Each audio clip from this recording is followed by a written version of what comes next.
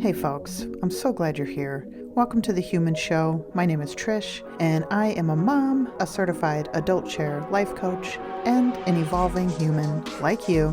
And my intention is to raise the vibration of the planet by helping to expand the emotional intelligence of as many people as possible. I am here to hold space and share wisdom in support of your personal evolution. I know the path can sometimes be dark, so let's carry a light for each other and find our way. Here we go.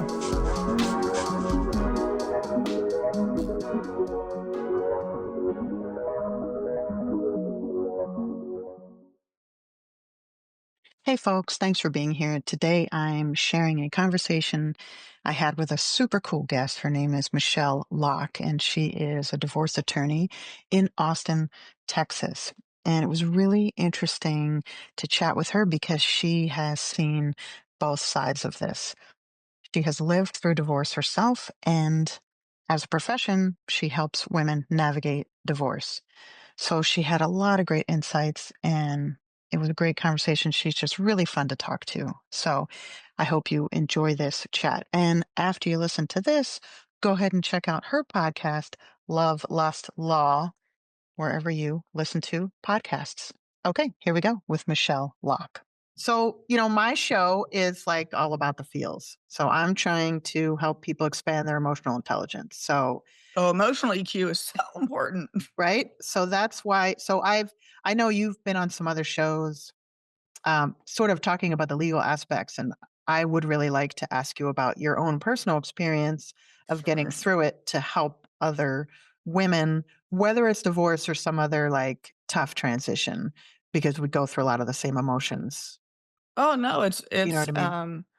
it's the one area that most people don't like talking about because it is so tough. I mean, when you've been married for any length of time, and I'll say 5 years or more, but your identity becomes that marriage. You are that couple. I mean, the couple gets invited to things, the couple goes on vacation to things, and it's terrifying to no longer have that crutch, and you really have to reinvent yourself, and I try and spin it because when I'm an attorney and counselor at law, half of doing family law is practicing being a therapist without being a licensed therapist, because so much of family law is caught up in the emotions of it, and how do you survive the emotions of it? Because sometimes you go in thinking, "Well, I'm a failure because I couldn't make the marriage work." Sometimes you go in with the, "What's wrong with me?" And I did everything I could, and clearly it's me, not the other person. And people forget to give themselves grace. And I think if more people did that, they would get through it a little bit better. And I always tell my clients it's peace is priceless, and the ability to do what you want on your own is revolutionary when you've been stuck in a situation where you can't. And I tell clients, I'm even doing it myself. You date yourself. You take yourself out for a nice dinner, grab a book, and don't be afraid to do it, because most people are, oh, well, they're looking at you. I'm like, and do they affect your life every day? No, only you do. So if you're happy going to bring a book and going to have a glass of wine and a nice meal by yourself, you go do that. You make yourself happy. But there is light. And the thing I do love that I tell them, because this is what when I moved out, I left that marital residence, which is unusual. Usually the husbands leave, but mine wouldn't leave, and so I had I mean, the only way for me to get out was for me to leave.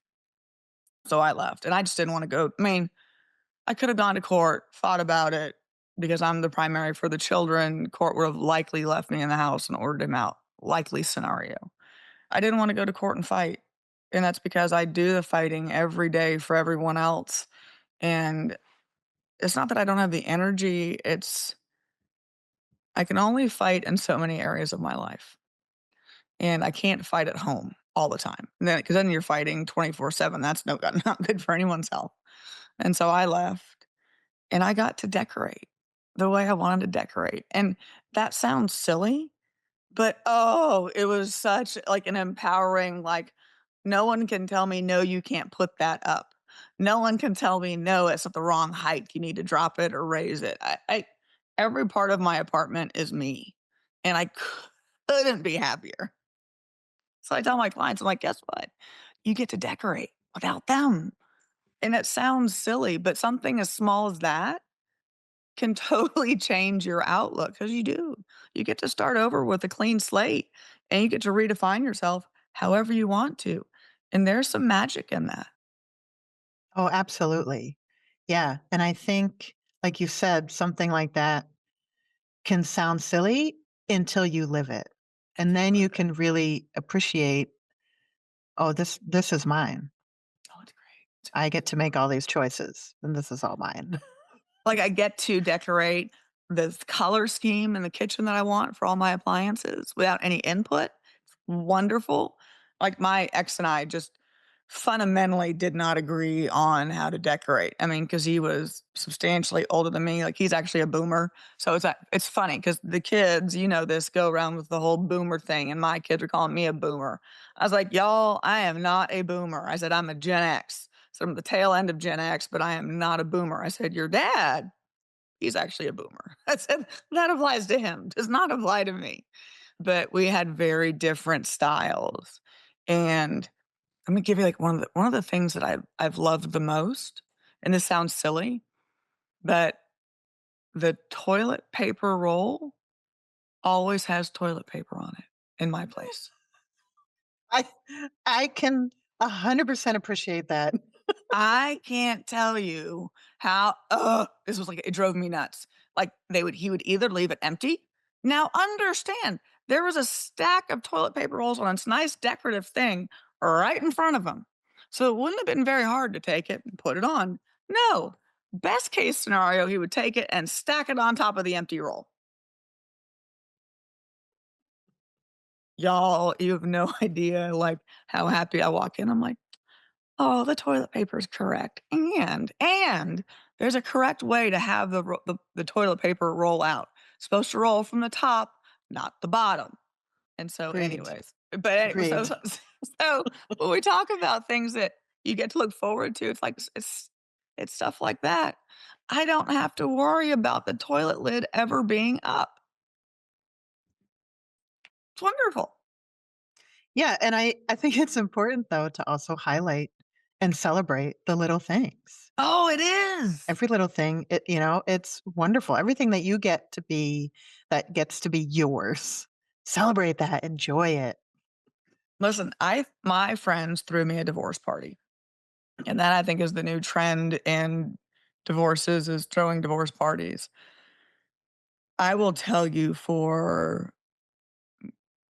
starting a new chapter, that was the best thing they could have done for me for so many reasons. But it was really like it helped you close a chapter and move on. And it sounds my mother, God bless my mother. I love her to pieces. She's the best lady in the entire world. Like she's the mom. She's 75 now, and she still makes packages, like little treats for every holiday to pass out to her neighbors. That's who she is. She's wonderful. She looks at me and just goes, "Ugh, where did I go wrong?" But I say that because I told her about my divorce party, and she just didn't get it. She's like, "Well, why?" I'm like, "Well, why not?" I mean, it's really like, why not celebrate it? We celebrate everything. Every big life event, there is a celebration around. I don't care what anyone says, divorce is a life event. And a and I think my mother's perspective was, well, if you're getting divorced, you failed. Mhm, And I think there needs to be a reframing of what divorce is. Because it's not necessarily a failure. I mean, there are times where marriages just fall apart, and it's not because anyone did anything wrong. It's because people change and people grow apart, and you are not the same person at 50 that you were at 25 when you got married. You're just not. So unless you all grow together, you grow apart. And so it's mhm. not necessarily blame. And sometimes divorce is the best thing that ever could have happened to you. Like, I look back at my childhood and I thank God every single day that my parents got divorced. Every single day. because I wouldn't be where I am today without them getting divorced. I thank God my parents got divorced. And so I don't think there's anything wrong with celebrating a life transition because that's what it is. And a lot of times in life, especially marriages and divorces, is you're not going to get the closure that you need from that other person to move on. You're not going to get the closure in a court proceeding. You're not going to get the closure from having a contested final trial where the court says so and so did badly. You're never going to get the closure you want. So you create your own closure because then creating your own closure, you close that. I refer to it as you close that chapter, but really that divorce party is the last chapter in that novel of that portion of your life. And then you're starting a new novel. And the new novel starts the chapter one, the beginning, because it really is the beginning of the next stage of your life. And you get to make it whatever it is you want to make it. And that to me, while terrifying, because, change is scary, that's the best part. I mean, I started all of this podcasting and all of this stuff in the year of my divorce. I don't know that I ever would have done it, but for getting divorced and looking at, well, what's next? What do I need to do to find some happiness in my life? Because I spent 24 years raising his kids, raising our kids, catering to his needs and whatever he needed to make him happy, worrying about, kids' birthday parties and doctor's appointments and all those things. And I never got to take a seat back to look at what I really wanted. Right? I mean, I continued my path in my career because that's what you're supposed to do. But then I got to the point of what's next? And the divorce gave me a chance to explore really what I wanted to do. Because and everyone says YOLO, right? You only live once. And I'm not really using that term, but you don't get any second chances. You don't get any do-overs. I mean, you get do-overs like you can try a new career. I mean, you do get some do-overs, but you don't get years added back onto your life because you were in a bad marriage. And so you really, at some point, should just figure out what it is you want to make you happy. Because if you've been in a long term marriage, you don't get a chance to look at what makes you happy. You get to look at what makes your family happy, what is the best for your kids, it's those things. But if you're in a position where you're getting divorced and your kids are mostly gone or grown, so 16 and over, I mean, let's be real honest, a 16-year-old's not hanging out with their parents. I've got a 19-year-old and I'm lucky if I see him once a week. I mean, that's just the reality of it.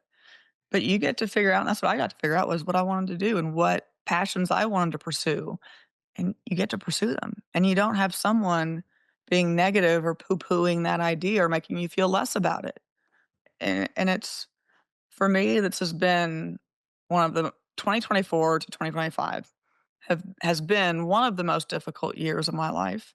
I've had, within a 12-month period, both my knees replaced, a broken nose fixed thanks to my dog, and then another cervical fusion, and I had that a couple weeks ago. That's all within 12 months.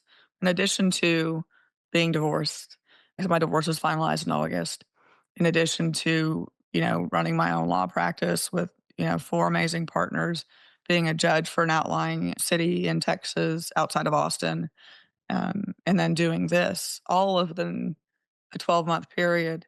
And I never could have been able to manage that while married. And looking back now, I'm happy. And I can't tell you the last time in my marriage I got to say I was happy those last 5 years. And so it really is. I mean, I've definitely had what you call the glow up, lost 55 pounds since I moved out. Really, I know it's scary, but there is a light, and it's a really bright light at the end of that tunnel. You just have to keep putting one foot in front of the other, knowing that you will get to that end line and you will get to start over. And yeah, it's hell going through it. It is, especially if you have a contested one. I didn't have contested because I said, have it all. I just want exclusive rights to our youngest, which is what we ended up working out. But if you're in a contested case, it's awful. It consumes your life. It is miserable. You've got discovery. It's just awful. And so it wears you down. It wears you out. And there are days where you just don't want to do it anymore. But I got to tell you, keep going because it does. I've lived it. I've seen my clients who have lived it, and I've been doing this for 23 years now. And it really is at the end of it, they're so much better off. And I know it's so hard to see when you're in the middle of it, but you get there. You really do. And I'm Yeah. so monopolizing the conversation. I'm Oh, so sorry. well, that's okay because I love everything you're saying and it's super inspiring. And there are a number of things that you mentioned that I'd like to go back to. And one is how you mentioned that divorce is transition. And this is something that I talk about on my show and even with clients that divorce is another life transition. And Mhm. when something is ending, that means there's change and that means there's opportunity for something new. And I love your the fact that you had a divorce party and I read somewhere that it's it's not about revenge because I think there are some people that could look at it as, oh, you're celebrating like someone else's, bad fortune. And it's not. It's celebrating yourself. And like you said, your next chapter. And you're also celebrating, look at all I've done and look at all I've endured. And let's celebrate me for doing that. And then what's next? Like I love how you said, what's next? So I love the idea of celebrating yourself for anything and everything, especially moving through a transition that's as challenging as divorce. It's what I say, the hardest things in your life are death, divorce, and taxes. Yeah, That yeah, that could not be a more accurate statement. right. I mean, it really could not be. Yeah. But my divorce party wasn't about bashing my ex. It really wasn't. It was about I got together with a group of female friends that are just amazing. I am very fortunate that when I was a full-time judge out in El Paso, Texas, far west Texas, and I literally gave up my bench to move out to Austin in the Austin area to start over again. Because the deal with my ex-husband and I when we were still married was when his youngest daughter graduated, which was 2015, we got to leave El Paso. Because the only reason I moved back there after law school was because he had 2 little girls, and I wasn't gonna make him leave 2 little girls behind. Just wasn't gonna do it. And El Paso is where I grew up, so I had family there, but I said, I'll stay there until she graduates, and then we'll move." And she graduated in June 2015, and I moved out here in January 2016. But I gave up a bench, with a great retirement and everything else to move out here to start over. And I was very fortunate to be able to start over, and I've done very well for myself, fortunately, knock on wood, and thank the higher power for that. But I also, in the process, developed an amazing, empowering group of female friends. And there is not a single mean girl in that group. And I know you know what I mean. Like, you can have a bunch of friends, but a lot of those groups will have one mean girl. And I mean like and it's usually a passive aggressive mean girl. Uh, And I don't have that. I've just got a group of fabulous, intelligent, capable, competent women that all lift each other up. And they were all, well, most of them were at the divorce party. And it was a celebration of the next chapter. It very much was not a bashing him. Like, I don't think that he was even discussed much other than some, jokes with the banners and, things like that. But it was really celebrating a new chapter. And it really is. You're starting a brand new novel. Your marriage was one book. Your post divorce is another book. And if you decide to get remarried, then that's another book. But I'm on book 2 right now. Yeah.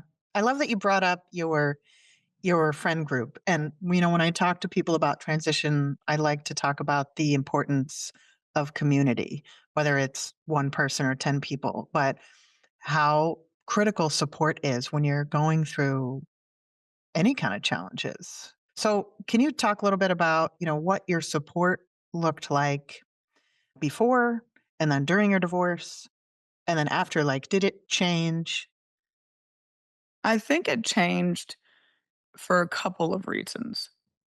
I felt during my marriage, and my ex will disagree with this statement, but I very much felt trapped. Mm, I very much felt that I couldn't go do anything without hell to pay is the wrong word, but without there being extreme difficulties at home. So I couldn't go out with girlfriends, and even if I got the go ahead, go have fun, you deserve it, you work hard." There was still some price to pay when I got home, or a price to pay for that week, for God forbid I go out. And so, even though I had this great group of friends, I became the constant bailer on activities because I had to weigh whether it was worth going or well, if it was worth going to get what I was gonna get at home when I came back, or just not going so I didn't have to deal with that at home. And I came to the point where I had to choose just staying home because it wasn't worth it. It just wasn't. And so, while I had great friends, I probably didn't utilize them as much as I could during my marriage. Now, when I got out, because I had left the house after, I left the house in March, on a Sunday in March of 2024, and I never went back after I left that night. And I spent 2 weeks on a friend's couch. It was also spring break for my son, so we had a trip planned, and we went on that trip, thank goodness, because otherwise I would have had another week of nowhere to stay.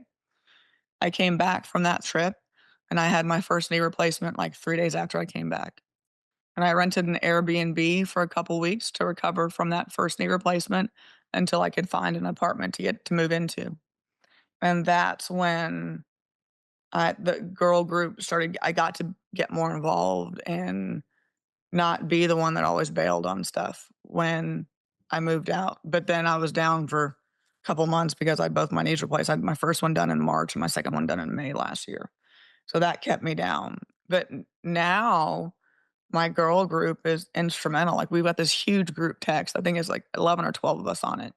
That there's stuff that we send every day, and we send positive affirmations, or, "Oh my god, did you all hear?" Like, I mean, it's really amazing, and those girls have been life-saving in so many ways. And I think the really important takeaway that I think it's really important for most people to hear is it's okay to say you're not okay.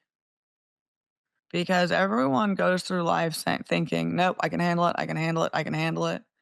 And there's lots of times where you shouldn't be handling it. And you've got friends that really are more than willing to step up and help you and make sure you're okay and do the things that friends do to help you out. But really, it's okay to get help. And that for me was a huge barrier because I am hyper independent because of my childhood. And I mean hyper independent. It's like, "Nope, I got it. Don't need your help. I got this." And the reality is you don't have it all the time. And the reality is you do need help, and you do have friends that are willing to help you. And it's okay to ask. And it doesn't mean you're a failure. It doesn't mean that you've somehow made some huge mistake in your life. Everyone at one point or time in their life needs help. And it's okay to say you do, and it's okay to accept that help. Yeah, and I think that's been tough for a lot of women because we look out for everyone else and we're not really taught to ask for help. And asking for help carries this idea that we're going to look weak or that we can't handle it. And we don't. Yep. We stuff it down and we take care of everyone else and we don't take care of ourselves. So I really appreciate you saying and reminding everyone it's okay to not be okay. And it's really, really important to tell someone when you're not okay. You don't have to do it alone. Like, we're not meant to do this alone. Like, when you get in those dark moments, and you will, when you're going through divorce, there will be dark times. I can assure you that each and every one of your close friends would prefer that you call them as opposed to doing something stupid and something you Mhm, can't come back from. mhm. And I'm guessing that most of them would be knocking on your door immediately. And there are those dark times. There are the times where you wonder if you've made the mistake, or if life's gonna get better, or this is it. And you can get dark. And it's those times where your kids go to the other parent. It's the times where you're alone, and as most women overthink, and we go down what I call the rabbit hole. Mhm. And going down the rabbit hole, man, that's bad. But I gotta tell you, I think your friends would much rather you reach out than keep spinning down that rabbit hole. Yeah. But it really is. It goes back to it's okay to say you're not okay. And most friends, your good friends know when you're not okay. And so if they're calling you saying you're not, that's your opportunity to say, you know what, you're right, I'm not. As opposed to, no, no, no, I'm fine, I promise I'm fine.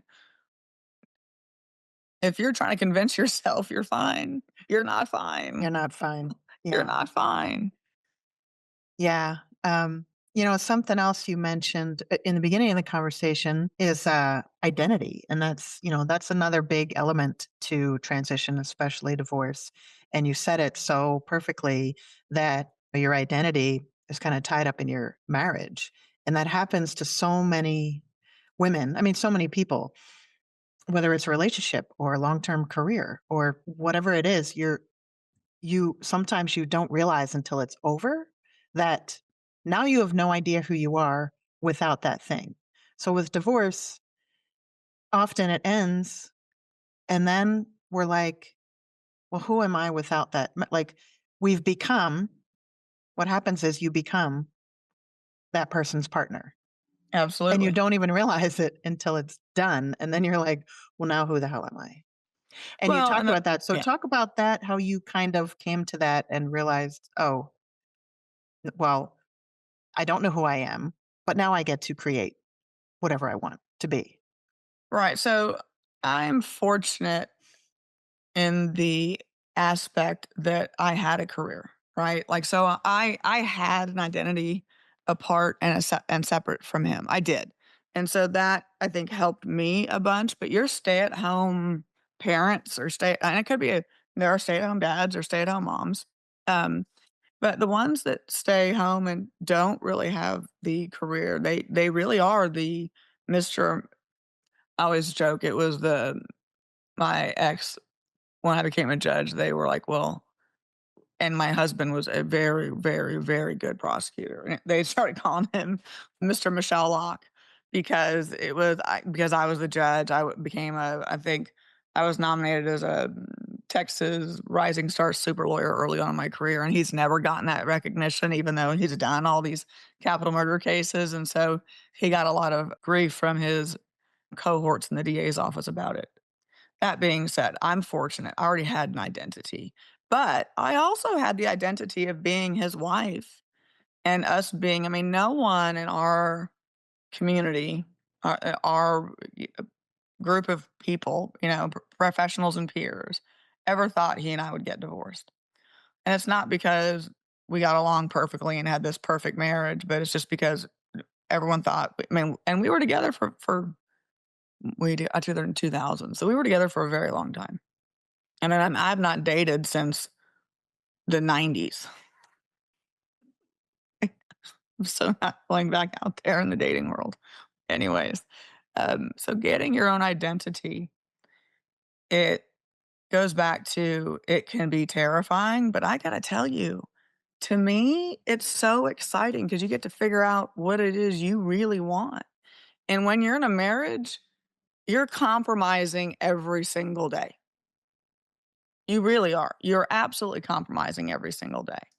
And in some situations, you're forced to create a new identity because you're gonna have to go back to the work environment or the workforce if you're a stay-at-home parent and you're in a state that doesn't have spousal maintenance or alimony or doesn't have much of it like Texas, but you're gonna have to reinvent yourself, and I gotta tell you, that to me should be viewed as exciting because you get to pick what it is that makes you wanna get up and go. That makes you and you're gonna have to put your head on the chopping block. I hate to break it to you. Like, it's not easy, it's difficult. You have to start over, but you have to take those risks, you have to take those chances. The worst thing that can happen is someone says no, that door gets closed. But I can assure you, you keep at it, another door is gonna open. And the doors that are closing, they're probably closing for a reason. And getting to pick, like, let's say I love Italy. I think I always see those dollar houses in Italy. I'm like, "Man, I'm gonna go do that." At Yes. some point, I'm gonna go do that. I've always wanted to learn Italian, so I'm doing Italian lessons on the side because I really wanna learn Italian. You get to do what you wanna do, so figure it out, but make it it goes back to other with emotionally cute. You've got to reframe how you think about some things. It's not you are being forced to do this. You are given an opportunity to. And most people don't get the opportunity in life to completely reinvent themselves. They don't. And you get that opportunity because it really is. And so if you reframe what it is you're doing, I think it can help you move forward in capitalizing on those new opportunities that would not have been present if you were still identified as just that unit. Yeah. I mean, anytime something ends, there's an opportunity for something new. And Correct. I love that you talked about reframing. And I'm curious if, if there was a point maybe early on, did you go through a time where you sort of felt like a victim? And if so, do you remember how or when it shifted and you sort of gained this new perspective of empowerment and opportunity and possibility? So yes, I did. I definitely at some I definitely did view myself as a victim for some things. And I want to clarify that's not to say that I was blameless in the breakdown of the marriage. It definitely takes two. But in some aspects, I very much did view myself as a victim that I don't really want to go into because my philosophy is you just move forward. Like, you learn from what happened, you learn from the mistakes, you create new boundaries based on those learnings, you create new expectations and new desires from what you've learned. And so for me, it helped me create a lot of new boundaries that I don't know that I will, change. I'm very grateful for what I've learned. So that being said, I think there was a point, and it probably would have been after I the major fight that we had when I moved out of the residence. Before that fight, I really believed there was no way out, that I was never gonna escape the arguing, the cruelty, the meanness, the intentional digs, the intentional infliction of emotional distress. And he's gonna say it wasn't intentional, but, everyone can agree to disagree. And before that argument, and I understand it was not physical, it was just a yelling match. But up until that point, I didn't see any hope. I didn't see any way out. I just didn't. And it was after that fight, when I think in the middle of the fight or the argument, oh no, it was, I mean, it was more, it was a beyond heated argument. During the middle of it, I think I told him, I said, we need to stop. I said, you need to give me some space because I was in my office at the house, at the home, and he had walked in and was just yelling at me and wouldn't leave the office. And I was like, you just need to stop. We need to stop this. And he wouldn't stop. He kept going. And so then I engaged. And then I engaged and started screaming and yelling back at him too because I just wasn't going to take it. And then that's when one of our oldest child came in and said, hey, if you all don't stop, your other child's going to call the police because it was just, I mean, it was a screaming match at that point. And it was at that point that I realized he was never gonna leave and he was never gonna stop. And the only choice I had was to leave. And this was like at 8 o'clock at night, 9 o'clock at night. No alcohol was involved. I mean, it was just a ugly, ugly relationship ending argument.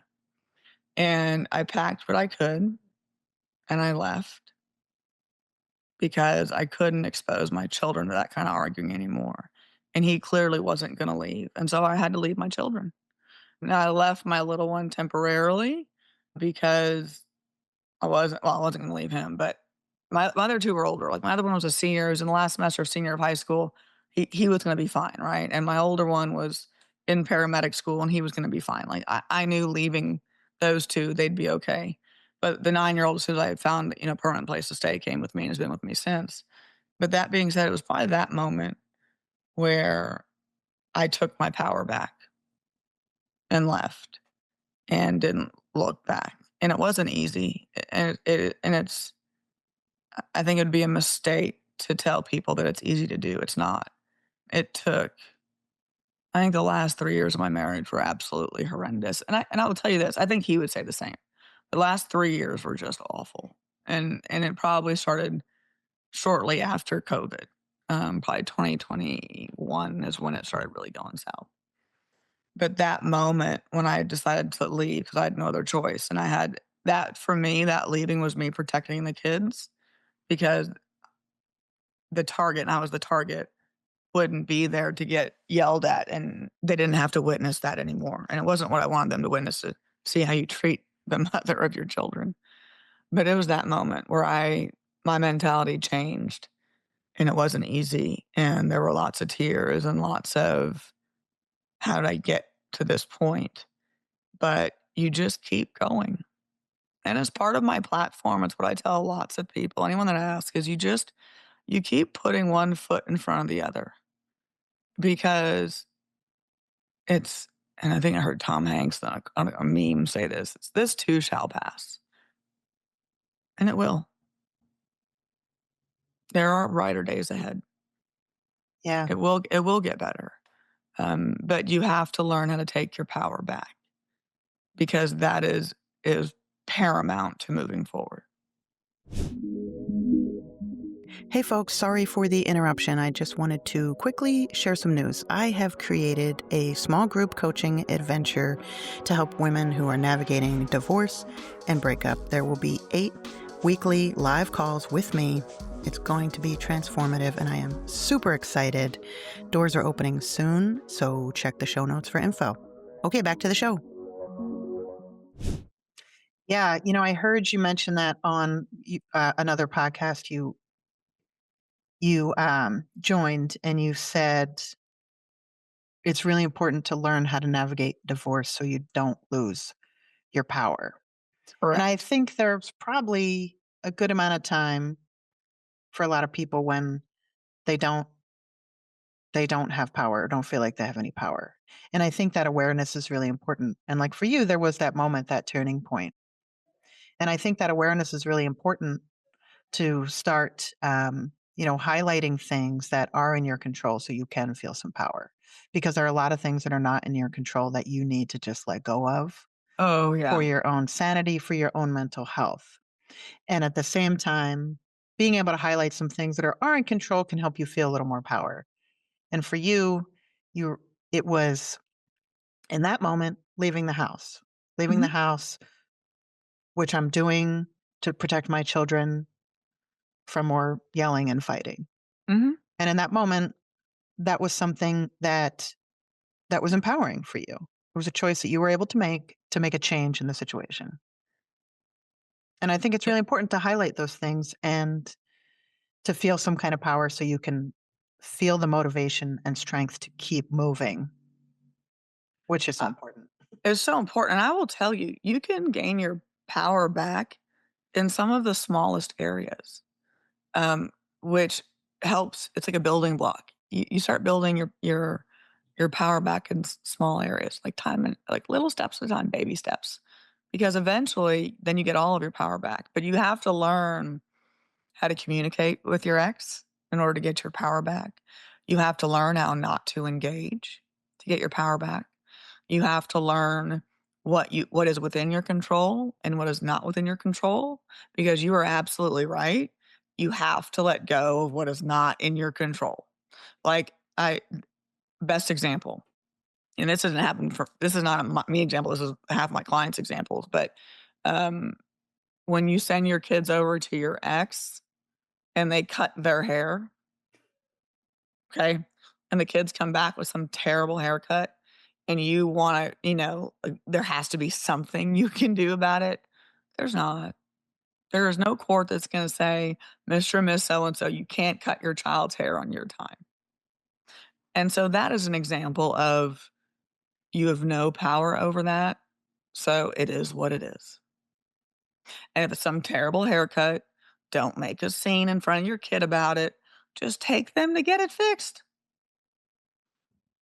But examples like that, because if you start lighting your ex up about how dare you get their hair cut, it looks terrible, and you start lighting them up, you are giving away your power with each and every word in that correspondence.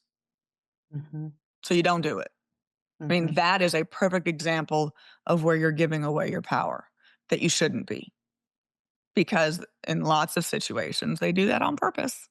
They do it on purpose to make you angry, and they're doing it on purpose to get the reaction from you. And then you react and you give your power away.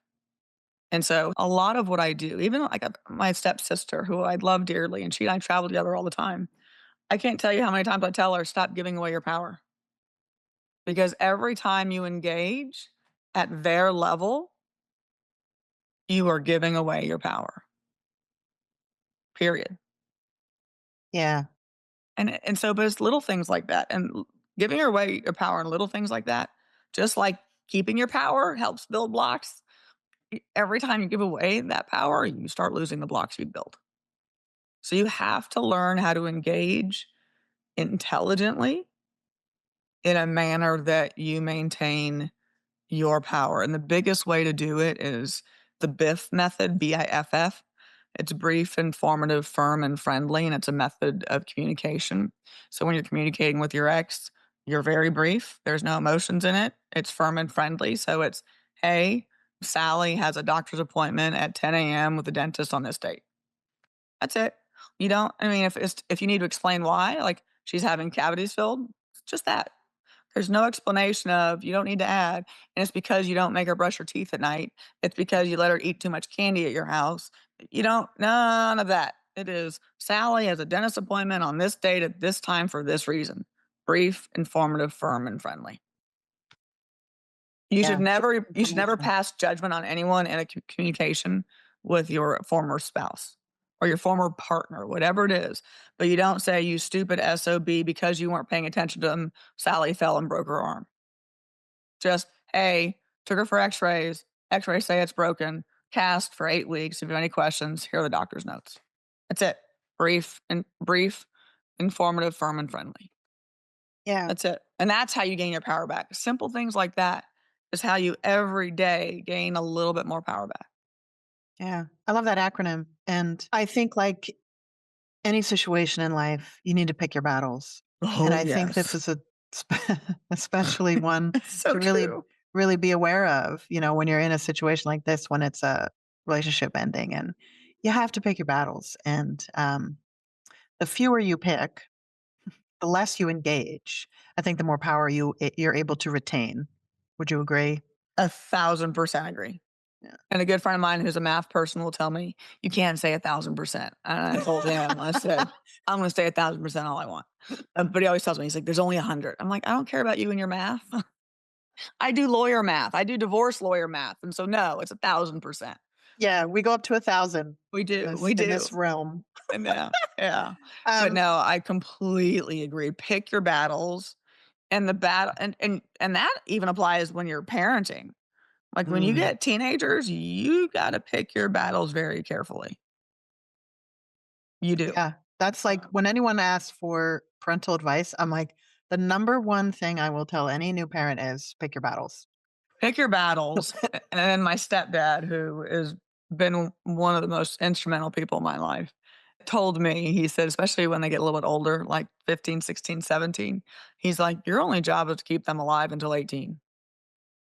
And I'm like, and that could not be more accurate.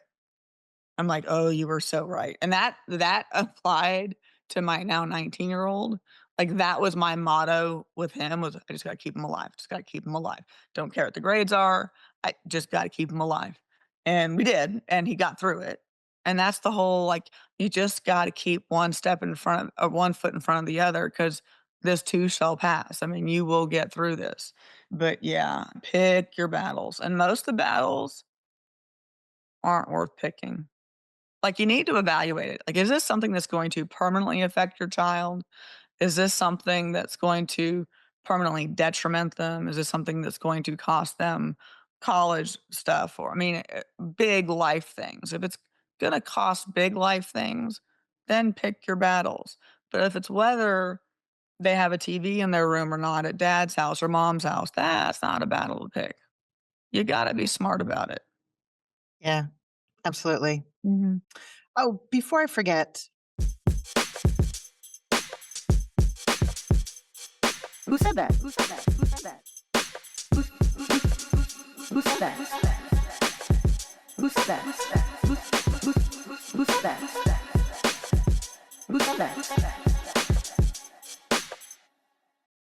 I don't know if you had time, but I do a little segment on the show where we share a For quote. quotes. Did Yes. you did you have time to grab one? I no, I did not. And if not, we can like I can just use the because you already quoted Tom Hanks. Oh, I love Tom Hanks. There's a comedian that I love. His name's Christopher Titus. I've seen him like 5 or 6 times live. I love him.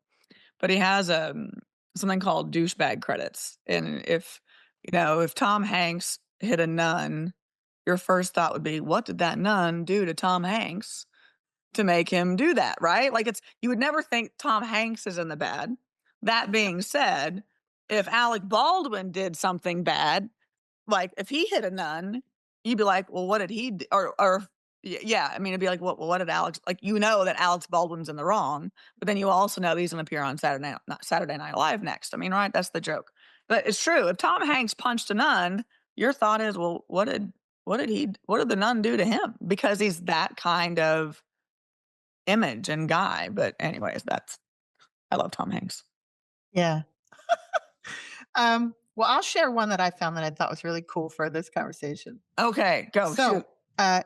getting over a painful experience is much like crossing monkey bars. You have to let go at some point to move forward. And that is C.S. Lewis, That's such a good one. right? And it's so simple and it's kind of what we were talking about like letting go of things that are not in your control. And when you're holding on so tightly because you're trying to control these things, you're not going to be able to move forward, right? Oh, I mean, but it really is. You have to let go of the past. You can't move forward. I mean, that's half of what people do in therapy is you have to let go of the past. I mean, why else we go to therapy other than to deal with our past and get over it? Yeah, and I think, something I talk about with transition, which, often is divorce, but any transition, a really key component is surrender. And it sometimes is the hardest, Oh, the surrender. And mhm. when you start to do it, letting go of these things that are beyond your control, surrendering, like what he's doing with the kids, what they're doing on this day, if they're going out on a date with someone else, or all of that is can be really hard to let go. But when you start surrendering all of that, one, that's when you start to feel more of your power. And two, then you're making space for more of your own opportunities when you're letting go of everyone else's crap, right? Surrendering helps bring peace. I mean, And it what was really that? does. What did you say about peace? Peace is priceless. Peace is priceless. Yeah. And it's real. I mean, I use that all the time. Well, I've got lots of isms that I use in divorce. Like one of them is there's lots of four letter words in divorce, and fair is not one of them. But peace is priceless, and the more you surrender, the more peace you have, and I mean, that I go back to that's 1,000% true. So my friend who always listens to my podcast, he's like, "Would you stop saying 1,000?" I'm like, "Whatever." But yeah, it really is surrendering helps you get that peace. Like, you shouldn't care, and I've made that mistake of not letting go of I mean, I've like, a lot of the things I say in my advice is because either well, it's usually because 'cause I've experienced and I've been dumb enough not to learn from it, right? And so when I finally learn from it, I'm like, maybe I could help someone else not, like, keep knocking their head against a brick wall like I did." Because surrendering is one of the hardest things to do because you give up control, and if you're a person like me who's super type A and hyper independent, surrendering is, like, the hardest thing to do for my personality type. It's damn near impossible. But once you let go of that monkey bar, you may break an ankle, but it heals. Like, no one says that surrendering and you let go of that monkey bar is gonna be an easy fall. It may be a Right. terrible fall. It may be, but you can also learn from that fall. You can learn how not to have that fall again, and you can learn at the end of it that you still survived the fall. And I think that may be the most important takeaway. Yeah. Absolutely. I Yeah. think I think the misconception around surrender is that you're giving up control. And I think what's really important to remember is when you give up control of these certain things, you gain control of other things. And I think that's the part that we have to remind ourselves. Like when you let go of those things, you get to have more control of these things that are yours. Yeah, that reminds me. Like everyone, I hate going to the dentist. Hate going to the dentist, okay? Like, hate it so much that I have to have, nitrous oxide just for teeth cleaning. That's how much I hate it. But I'll never forget a couple of years ago, my dentist and I were talking, and we're talking about how much I hated it. And I said, it's really the lack of control because I'm super type A and I'm sitting in the chair, like, I can't do anything about what they're doing in my mouth. And he looked at me, he's like, "Really?" He's like, "Control is just a perception. None of us have control over anything." And I was like, "Can we not be philosophical right before I get nitrous, please?" That being said, he was right. I mean, how much do we actually have control over? Probably very little. Mm, And so why fight to hold on to something that may be illusory at best anyways? yeah. Just a thought. But yeah, I remember my dentist, he's like, "We really don't have control over anything anyways." I'm like, "Yeah, I'm not getting philosophical right before you get nitrous. I get nitrous and you clean my teeth and do another crown. No thanks." Yeah. I like that though. I hadn't heard that before, controlled perception. I think it's a good one. Yeah. I also think, and this is something you mentioned at the beginning of our conversation, is about making yourself happy. And I think that's super important. And when we talk about control, something you can control is yourself and what you're doing for yourself Yep. and how you're processing everything. So, you talked about blame. You mentioned blame a couple times, and I think that's a good one to a good point to talk about, especially in divorce, is that the blame doesn't really help anyone. No. So Blame gets you nowhere. it gets you nowhere. And, letting go of the blame and taking your own accountability and recognizing, and you even said this, like, I'm not blameless. I took a part. And no matter what happens, we both were players in this scene, It takes 2 to tango. right? So taking accountability for yourself, taking responsibility for what is yours. And Own your shit. Sorry. own your That's what you're shit. supposed. And but Own I your think shit. that's a way that you can feel some control. Own your shit. Worry about That you. really that really is a way that you get your power back. Mm, I mhm. mean, it really is. If you're in a place where you can own your mistakes and your errors, that you were so much getting some of your power back by doing that. Because then no one can say, "Well, it's your fault, your fault." I mean, you're like, "Yeah, and it takes away their ammunition. Right. It takes away their power to hurt you." Yeah. So, I mean, for me, that's great. Yeah. Owning your shit is empowering. Thanks for that reminder. It's a good It one. is. So I know you've got a lot of stuff going on. I You are do. a busy lady. So I know you have I mean you're practicing family law I attorney. am. I am. You have a blog, you have a podcast. Can you share some of this and maybe any other ways that people can connect with you? It's really easy to connect with me. You can go to my website, which is michelelocke.com. Just remember, y'all, my mother spelled Michelle with one L, not two. But that being said, you can find all the podcasts that I've appeared on. I'm a co-host of Love Lust Fridays with Jake Deptula. A new episode drops on every Friday, and that kind of talks about former guests that have been on Love Lust Fear, and we talk about the dangers in dating relationships, and our guests talk about their experiences in a little more lighthearted way. I've got a probably a sarcastic sense of humor, and it's Fridays when we do them, and so it's a little more to get a little bit of levity in some serious situations, but also help inform at the same time. I have my new podcast launching probably right before early summer called Lovelustlaw. We're going to examine legal cases that relate to like love matters, right? Matters of the heart. It could be criminal, it could be divorces, but it's really to help explain to listeners the basics of how these cases work and how they function, because lawyers are really good at talking like lawyers, which means not really giving people the breakdown that is understandable, right? Because it's when I try cases, I call it the KISS method: keep it simple, stupid. And so I try and keep everything as simple as possible when explaining things because you want people to understand it. You don't want to make it mysterious or that you're the only one that has access to it. It should be accessible to all, and knowledge is power. And so the more information you give to people about how our systems work, the more likely they are to access and use those systems to their benefit. And that's my goal, is to educate so people can use our legal processes and our systems that we have in place to their benefit, because that is how you gain your power back.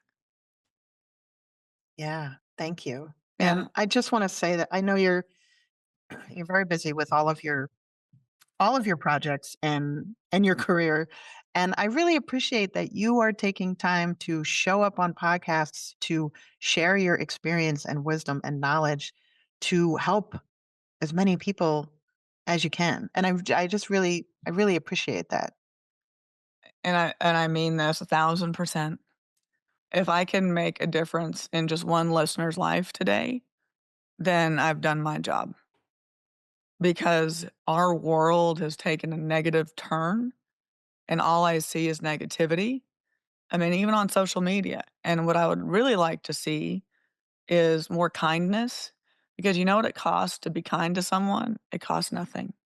And none of us have any idea what any person is going through in their life and what they have to deal with when they get home, or why they're in a particular mood on a particular day. None of us know what anyone's going through. And so it doesn't hurt to be kind, because you never know, that one kind thing that you do per day may change someone's life, and it didn't cost you anything. So Yeah. that's why I do this. Thank you. Well, Thank you thanks so for much. having me. Yeah, I appreciate you making the time to chat with me today. And I'm sure that some listeners are going to really appreciate what you shared. It was Well really well, they need powerful. to find me. I'm also at Instagram, attorney Michele Locke, and you can always direct message me. I'm really good at responding when I have time. So lots of times you'll get 2 a.m. responses, because that's when I wake up. Because I'm at that lovely age in life where sleeping through the night is no longer an I hear option. you. I hear you. Yeah. Yeah, So, I'll put your contact info in the show notes so everybody can find you. well, Trish, thank you so much. If you ever want me to appear again or want to talk again, I'm more than happy to for you. Oh, absolutely. Thank you so much. Yeah, it was a really great conversation. And yeah, I'd love to do it again. So, Yeah, just reach out to my people, but I mean, I really mean eh, it. If you anytime you got something you wanna talk about, or I'm more than happy to help out. oh, thank you. I appreciate that. And for everyone listening or watching, you are enough just as you are, and you are loved. Make a great day. Hey, before you go, if you enjoy The Human Show, you can help me spread the word by sharing it and leaving a review. Thank you.